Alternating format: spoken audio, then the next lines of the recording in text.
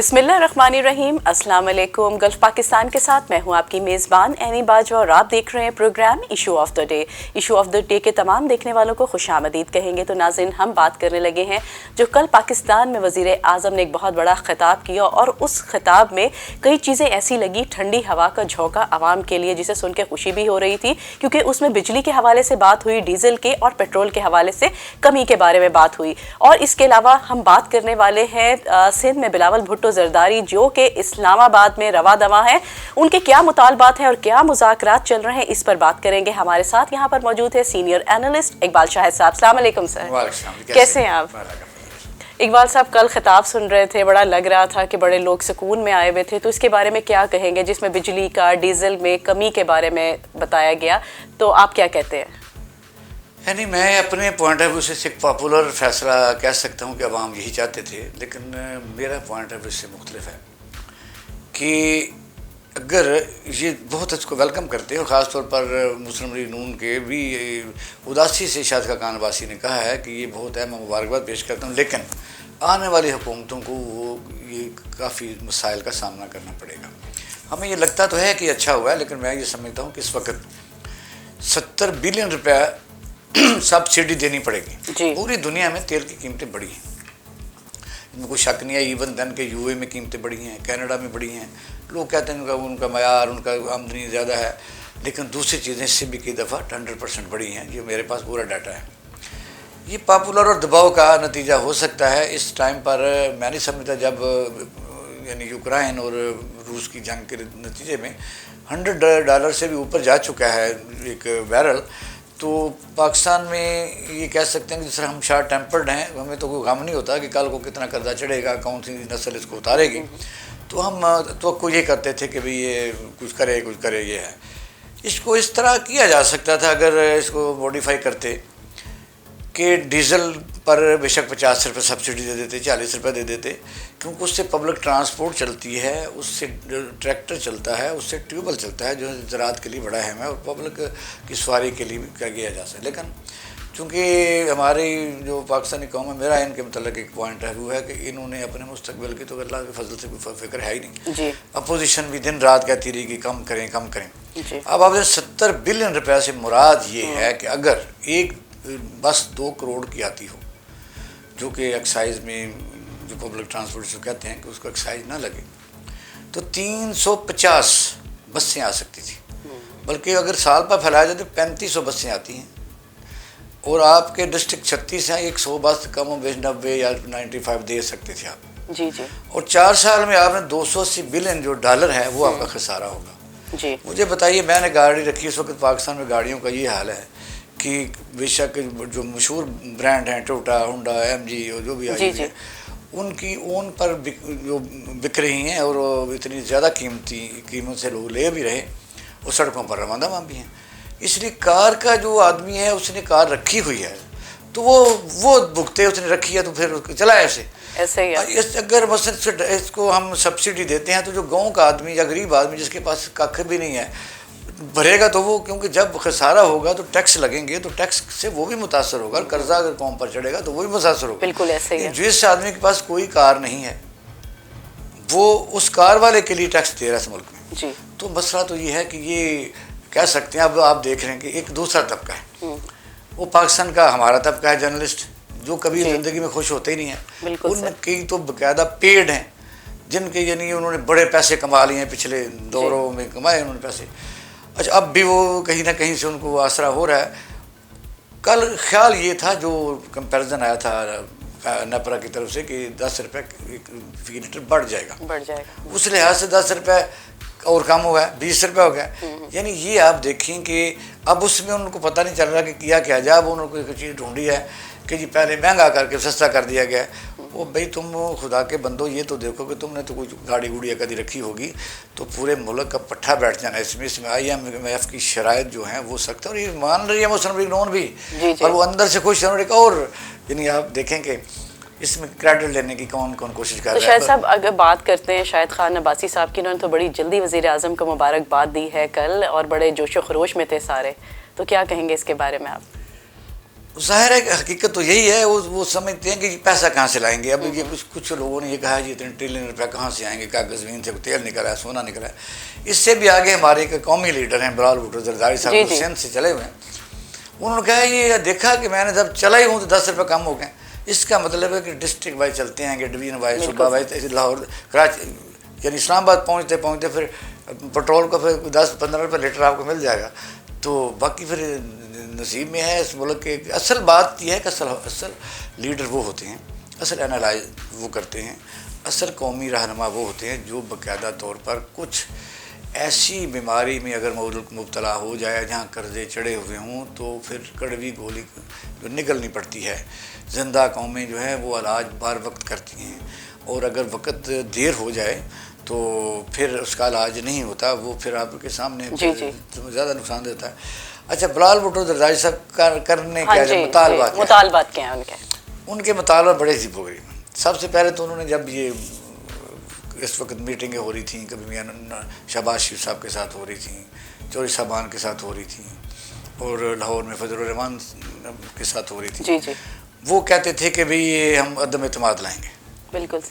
अच्छा, अदम एतमाद पर वो दो सारे मुत्तफिक नहीं हो सके, क्योंकि आपस में इनकी अभी तक वो जिसको ट्रस्ट कह सकते हैं वो एक दूसरे पर नहीं करते। ऐसे ही है।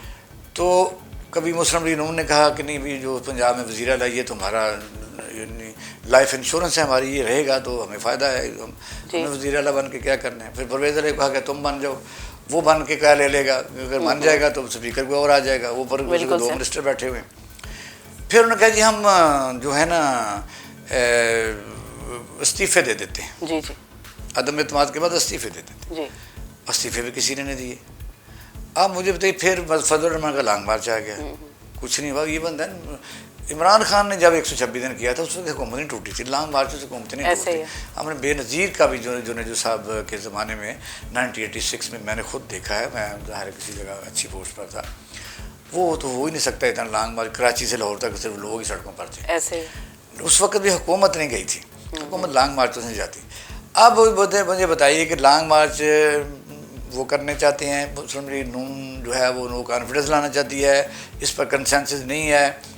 वो लाहौर के लिए मीटिंगें असफ अली जरदारी साहब ने की हैं कि जी जब हम आएँ तो आगे से आप भी जत्था लेके चलें, हमें वेलकम करें हर डिस्ट्रिक्ट में, जब हम पंजाब में एंटर हों। मुझे मांगे तांगे की तरह बात होती है। अब मेरे कहने का मकसद है कि आखिर में कल उन्होंने जो किया वो तो कमाल ही कर दिया। उन्होंने कहा मैं चल पड़ा हूँ तो असम्बलियाँ तोड़ दो। मतलब यह है कि ना तो हम नो कॉन्फिडेंस में शायद कामयाब हो सकते हैं, इस्तीफे देंगे शायद वो भी सब नहीं दे रहे, और उसके बाद उन्होंने कहा मैं बार बार हमले करूँगा, आपने सुना लफ्ज़। अब उन्होंने कहा असम्बलियाँ तोड़ दो।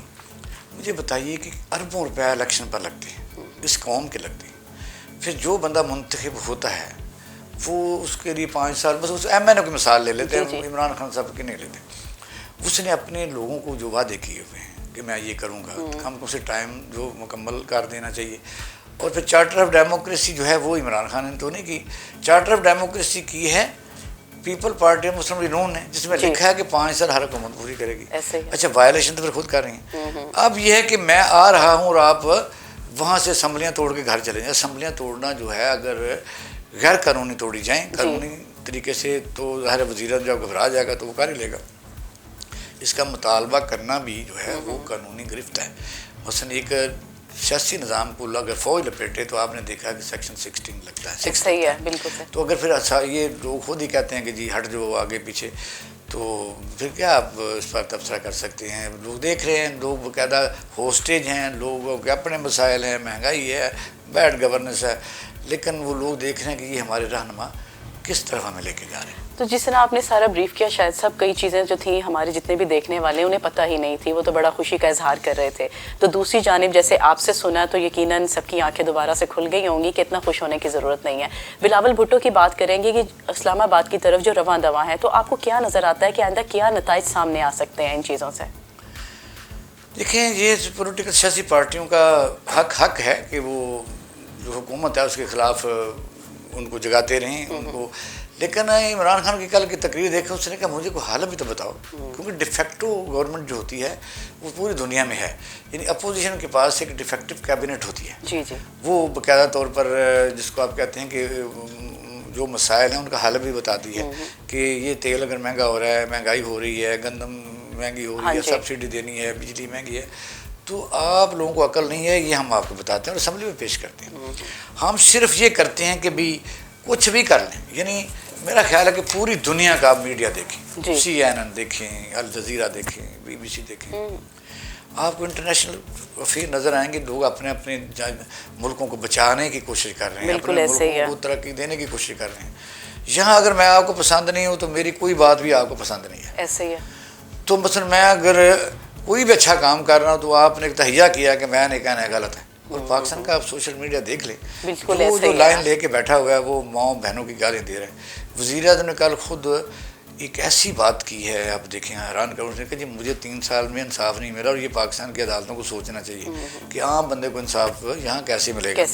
तो उन्होंने कहा जी यहाँ लंदन में केस करना है, और लंदन में जो केस जिस औरत पर किया था वो आपके सामने है कि उस पर जुर्माना भी हुआ, मदद की भी की, काफ़ी दिन तक उसको रिपीट करती रही कि उन्होंने कहा इतने दिन तो उन्होंने रिपीट करना है। तो ऐसा तो यहाँ ही हो सकता है कि किसी की इज्जत उछाल दो, किसी माँ बहन की इल्ज़ाम लगा दो, और ख़ास तौर पर अब आप देख लें कि हमारे मुअज़्ज़ज़ तरीन जज चीफ जस्टिस साहब, उनके मतलब सोशल मीडिया में क्या हो रहा है उनको पढ़ लेना चाहिए कि भी अगर आप समझते हैं कि किसी सियासतदानों की कोई लाइफ ही नहीं है, उनकी कोई माँ बेटी कोई नहीं है, तो आपने कहा जी उनको तो प्रोटेक्शन होनी नहीं चाहिए। इसका मतलब यह कि आप एडिट फ़ोटो करें किसी की माँ की, किसी बहन की, जिसको मर्जी लगा दें, और आप सारा तमाशा देखते रहें, पूरी दुनिया को आप दिखाएं, उसके बाद जज साहब ने तो कह दिया कि कख नहीं होगा। और ये है कि जज साहब को भी मैं समझता हूँ ये सोचना चाहिए कि पॉपुलर फैसले जो होते हैं वो और होते हैं, और फैसले वही कामयाब होते हैं जो दुरुस्त हों। ऐसे ही है, फैसले किए जा सकते हैं, फैसला अदालत कर देती है, इम्प्लीमेंट भी हो जाता है, फैसले तारीख नहीं मानती। आप देखें कि क्या मीडिया करैक्टर असैसिनेशन नहीं कर रहा, बस नवाज शरीफ के ख़िलाफ़ नहीं कर रहे, उसकी बहू बेटियों के ख़िलाफ़ नहीं होता रहा, इस तरह बेनज़ीर के ख़िलाफ़ करैक्टर असैसिनेशन नहीं होती। तो सबको मिल के तो ये एक तो मसला हल करना चाहिए। अच्छा, फिर पेड़ रखे हुए हैं बंदे, पता ये चलता है कि भाई मैंने जो बंदे रखे हैं वो अपने जो मुखालफ है उसकी माँ बहन को नहीं छोड़ दे, वो मेरी को नहीं छोड़ दे, तो हम कर क्या रहे हैं? वो जो लोग पेड़ हैं उनका क्या बिगड़ रहा है?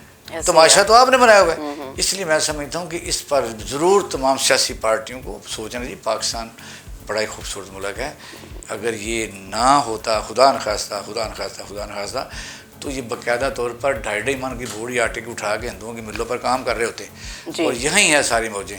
तो पाकिस्तान जिंदाबाद। बहुत बहुत शुक्रिया जी। तो नाज़रीन, आपने इशू ऑफ द डे देखा, उसमें कल का खिताब जो वज़ीर-ए-आज़म पाकिस्तान ने किया उस पर रोशनी डाली कि उसके मज़ीद क्या नताइज सामने आ सकते हैं। IMF के बारे में बात की, और सिंध में बिलावल भुट्टो के बारे में भी बातचीत की गई कि किस तरह के नताइज हमारे सामने आने वाले हैं, क्योंकि इकबाल शाहिद साहब ने हमेशा सच और हक़ का साथ दिया है और बहुत ही अच्छे दलाइल पर रोशनी डाली है।